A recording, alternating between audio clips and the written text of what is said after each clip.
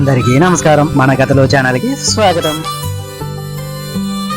ఈ రోజు మనం చెప్పుకోబోయేది బబ్రువాహనుడు ప్రేతంతో జరిపే సంవాదం. పూర్వకాలంలో బబ్రువాహనుడు అనే రాజు ఉండేవాడు. మహోదయం అనే నగరాన్ని రాజధానిగా చేసుకుని అతడు జనరంజక పాలన కొనసాగించాడు. ఒకనాడు ఆయన పరివారంతో కలిసి వేట కోసం కీకారణ్యానికి వెళ్ళాడు. అడవిలో ఒక లేడీ కనిపించింది. బబ్రువాహనుడు ఆ లేడీని వేటాడాలనుకుని దానిపై బాణం వేశాడు. అది బాణం నుంచి తప్పించుకుని పరుగు తీసింది. దాన్ని ఎలాగైనా వేటాడి తీరాలనుకుని బబ్రువాహనుడు ఆ లేడీని వెంటాడుతూ తన పరివారానికి దూరంగా సాగిపోయి ప్రేతాలు సంచరించే తావుకు చేరుకున్నాడు. అదే సమయానికి అక్కడ ఉండే ఒక ప్రేతం బబ్రువాహనుడి ముందు ప్రత్యక్షమైంది. మహారాజా, చాలా ఏళ్ళుగా నేను ప్రేత రూపంలో ఉన్నాను. ఎన్నాళ్ళకు రాజువైనా నిన్ను చూడటంతో నా పాపాన్ని కొంత పోగొట్టుకున్నాను. నేను మరణించాక నాకు ఉత్తర క్రియలు జరిపేవారు ఎవరూ లేక నేను ఇలా ప్రేతంగా మారాను. నువ్వు రాజు అంటే ప్రజలను రంజింపజేసేవాడు. కాబట్టి నువ్వు నగరానికి వెళ్లిన తర్వాత నాకు ఉత్తర క్రియలు జరిపించు. బాగా బతికిన వాడిని అనాథలా ఇతరుల సొమ్ముతో ఉత్తర క్రియలు జరిపించుకోలేను. నా దగ్గర ఒక అతిలోక మణి ఉంది. ఇదిగో ఆ మణి, దీనిని తీసుకో. ఇది చాలా విలువైంది. ఖర్చు నిమిత్తం ఇచ్చాను అనుకున్నా సరే, లేదా ఈ మణికి నువ్వు వారసుడిగా అనుకున్నా సరే, నాకు అభ్యంతరం లేదు. ఇది తీసుకొని నాకు ఉత్తర క్రియలు మాత్రం జరిపించడం మరవకు అని వేడుకుంది. తన ఎదుట ప్రేతం ప్రత్యక్షం అవడంతోనే బబ్రువాహనుడు ఆశ్చర్యపోయాడు. ఆ ప్రేతం కోరిన కోరిక విన్న తర్వాత మరింతగా విస్మయం చెందాడు. రాజు కాబట్టి తన భావోద్వేగాలను బయటపడనివ్వకుండా తొణకకుండా ఇలా అడిగాడు. ఓ ప్రేతమా, నువ్వు కోరిన కోరిక సబబుగానే ఉంది. నువ్వెవరివో నాకు తెలియదు. నీ పేరు, గోత్ర ప్రవరలు తెలియకుండా ఉత్తర క్రియలు జరిపించడం, కర్మకాండలు ఆచరించడం సాధ్యం కాదు కదా. అందువల్ల నువ్వు పార్థివ దేహంతో జీవించి ఉన్న నాటి వివరాలు చెప్పు అన్నాడు. బబ్రువాహనుడు అడిగిన దానికి ప్రేతం బదులిస్తూ, మహారాజా, పార్థివ దేహంతో నేను జీవించిన నాటి వివరాలను చెబుతాను, శ్రద్ధగా విను. వైదేశం అనే నగరంలో వైశ్యుడిగా జన్మించాను నేను. నా పేరు దేవగుప్తుడు. జ్ఞానం తెలిసినది మొదలు నేను ఎన్నడూ ధర్మం తప్పలేదు. జీవించిన కాలమంతా నిత్య దేవతారాధనలు చేశాను. పేద సాధలకు దాన ధర్మాలు చేశాను. ఎన్నో శిథిలాలయాలకు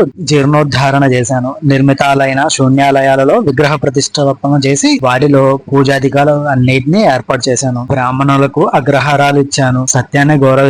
ధర్మాన్ని ఆచరించను. అయినా ఏం లాభం? మరణాంతరం ఇదిగో ఇలా ప్రేతంలా మారిపోయాను అని చెప్పింది. జీవించినంతకాలం ధర్మాచార పరాయణుడిగా బ్రతికిన నువ్వు ప్రేతంగా ఎలా మారావు అని ఆశ్చర్యంగా అడిగాడు బబ్రువాహనుడు. దానికి ప్రేతం, మహారాజా, నేను కన్ను మూసే వేళకు చెవిలో నారాయణ నామాన్ని పలికేవారు ఎవరూ లేరు. నా చివరి క్షణాలలో నా గొంతులో చిటికెడు తులసి తీర్థం పోసేవారు లేరు. ప్రాణాలు విడిచిన తర్వాత నా దేహాన్ని దహనం చేసే వారసులు లేరు. కనీసం కన్నీరు కార్చే సోదరులు, దాయాదులు లేరు. ఉత్తర క్రియ నోచుకునే కారణంగానే నేను ఇలా ప్రేతంగా మిగిలిపోయాను. ఇదిగో ఈ మణిని తీసుకుని నాకు ఉత్తర క్రియలు ఆచరించు అంటూ మణిని బబ్రువాహనుడి చేతిలో ఉంచిందా ప్రేతం. తప్పకుండా నీకు ఉత్తర క్రియలు ఆచరిస్తా అని మాట ఇచ్చాడు బబ్రువాహనుడు. అయితే నాదొక సందేహం, ఉత్తర క్రియలకు నోచుకునే వారికైనా ఇతరులు ఎవరికైనా కూడా ఇలా ప్రేతత్వం సిద్ధిస్తుందా అని అడిగాడు బబ్రువాహనుడు. ఇతరులకు కూడా సిద్ధిస్తుంది అని చెప్పసాగింది ప్రేతం.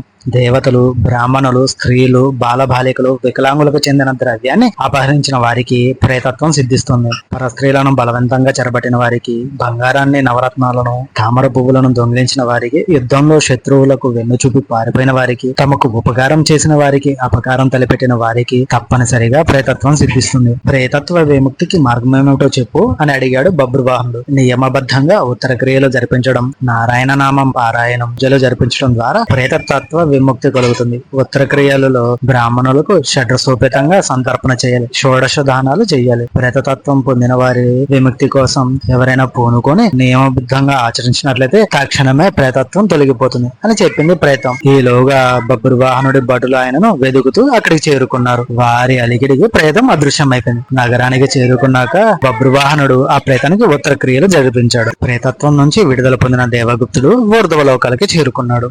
ఇది ఈ రోజు కథ. ఇలాంటి మరిన్ని కథలతో మళ్ళీ మేము ముందుకు వస్తాను. మా యొక్క ఈ కథల ఛానల్ మీకు నచ్చినట్లయితే లైక్ చేయండి, షేర్ చేయండి, సబ్స్క్రైబ్ చేయండి. అదేవిధంగా మీలా మరో నలుగురితో మన ఛానల్ని సబ్స్క్రైబ్ చేయించండి. ధన్యవాదాలు. ఉంటాను మరి.